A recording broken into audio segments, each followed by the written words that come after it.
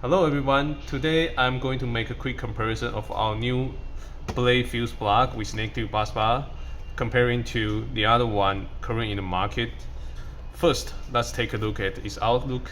If you look at our own cover, you can see there's more stylish design shape for the cover with the quality matte stickers.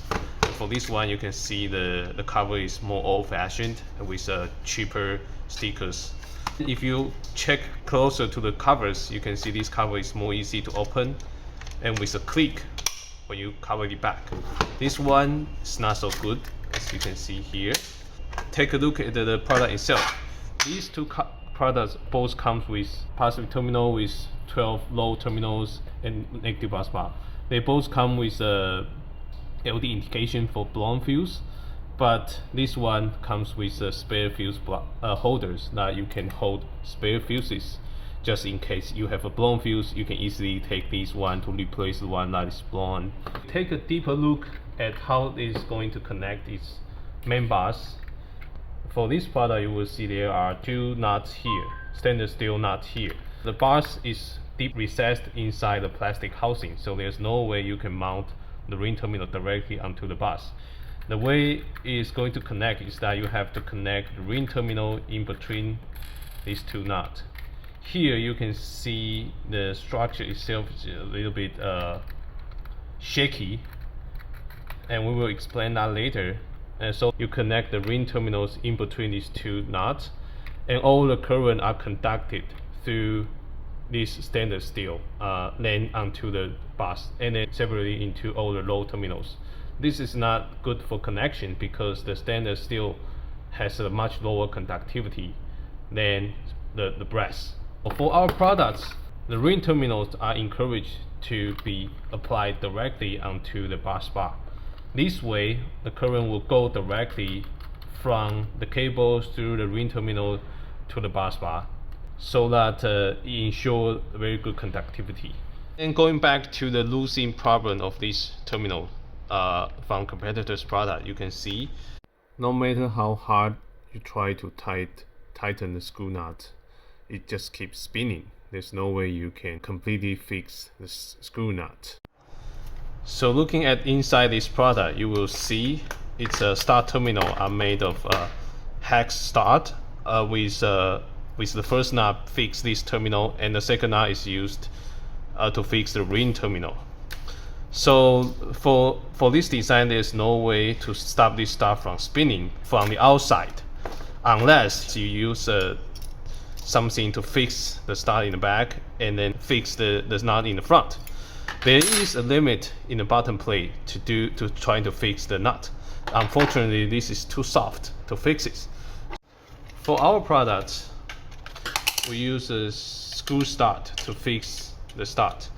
So this way, even if you remove the nut, the stud itself is still firmly attached to the bus.